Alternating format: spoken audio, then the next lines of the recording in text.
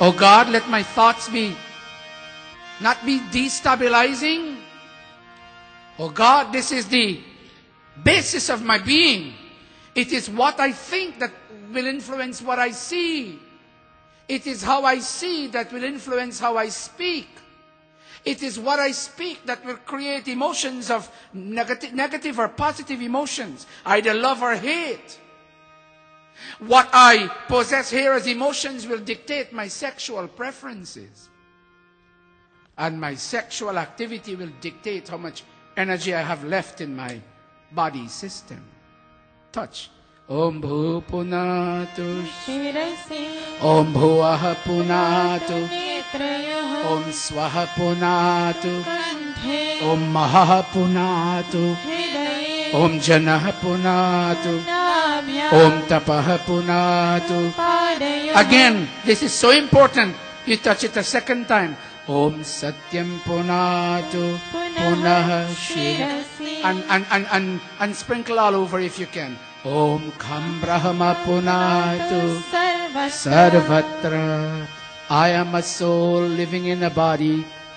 The body is secondary to the soul, but the body is crucially important for the soul as it travels from bottom of the mountain to the top of the mountain. Let me not eat, see, smell, breathe, give, grab, walk in a way detrimental to the soul. And focusing on this point, watch this. Focusing on this point, our sacred writings say, people who are rishis, look at the blue for the moment. People who are rishis, gurus, yogis, and acharyas, and who are motivated to generate penetrating vision, they behold the soul in amazement. It's not an ordinary atomic thing in our body. You know, when you and I look at a computer, we don't know that it's an Intel chip that dictates all that you see. And when you click F on the keyboard, you get F. It is something along the lines of a chip and the motherboard that dictates all of that. But people like me who don't know that, we only see screen and keyboard, and we print and we shut down and we are gone. And anything is broken, we don't know how to fix it. But those who are computer scientists and have penetrating vision and can see inside the CPU, when there's a problem, they know how to fix it. And the parallel between the CPU and the soul is such that the scientists, the spiritual scientists, the rishis, the munis, the yogis, the gurus, and the acharyas, unlike us, they deal with the soul and not only with the body. Of course, dealing with the body is important. But the sad thing is, the way how people deal with keyboard and screen only, you and I only deal with skin and color. And all that we do is focused on skin and weight and length and the outside. But the rishis deal with soul, and when they see the soul in amazement. I'll chant this in a moment. I'll chant the red. When they see the soul, they speak of the soul as marvelous. You and I speak of, wow, you look handsome today, because we're talking of the body. Wow, what a nice cologne you have. We're talking of the body. And we never talk of or recognize or relate to the soul. But you see, rishis, munis, gurus, yogis, and acharyas, they talk of the soul as being a marvelous thing. And they sit down on seats like this kind. And in talking about the soul, others listen. And they listen to discourses on the soul in awe. It all touches the core of their being. But unfortunately, there's another category of human beings who hear of the soul.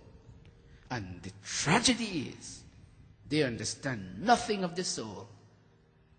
And they have no reaction to what is said about the soul.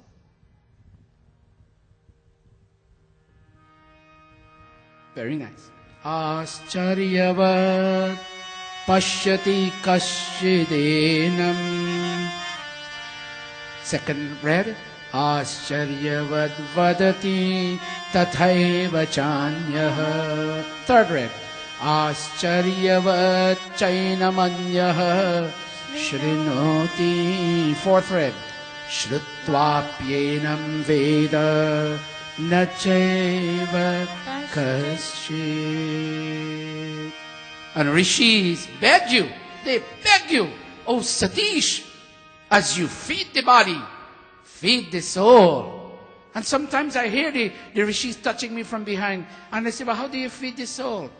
He say, oh Satish, chant Om, chant Gayatri, chant Vishwani. And this coming holiday beginning tomorrow, take your phone off or watch the ID and only answer those calls that will be of benefit to yourself in terms of a spirit. And this one Christmas or one end of year, don't go to any party and don't drink anything alcoholic. And eat a little bit and drink liquids and you know what? Ventilate the temple of the soul if you want to focus on the soul. The soul is crying. Imagine you leave somebody in an apartment and there is no heat and there is no electricity and there are roaches and there are rats and this apartment is dirty and the person is calling 311. I am uncomfortable. In the same way, there is a tenant in this apartment, in God's apartment, and there is no ventilation. Pranayam, ventilation, deep breathing exercises. And there is no washing of the walls, movement of the blood. And we get headaches all the time. And we do nothing to keep the apartment clean. All we do is paint the outside. And when somebody passes, they say, what a nice apartment. But the inside is smelly. The inside is dirty. And the occupant of the apartment, the soul, is crying.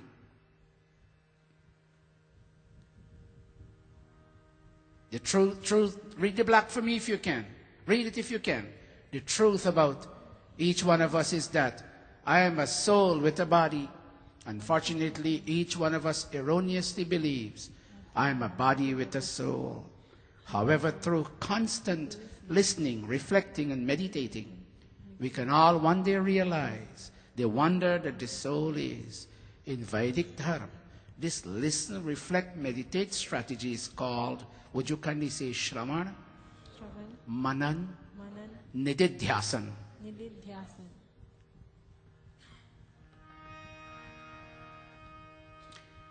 There are many people who have no opportunity to hear about the soul. People in Texas, and I hope Texans are hearing. They don't have any Monday to go to, so they tap into streaming video. There's no place that they can go to hear. Karo Hari Naiya Meri Paar. Karo Hari Naiya Meri Paar. Karo Hari Naiya Meri Paar. Karo Hari Naiya Meri Paar. Tum bin kaun bachavan hai. Yah jag parava. There's no place that they could go to and hear, Karo Hari Naiya Meri Paar. Oh Hari, take my boat, my Naiya to the other par, to the other side of the ocean of misery and pain. They can't hear that. So the Rishi is lamenting. There are many who have no opportunity to hear about the soul. And there are others who hear of. They hear about the soul, but they do not understand the soul. But look at what the Rishi says. But wonderful is he who teaches about the soul, and skilled is he who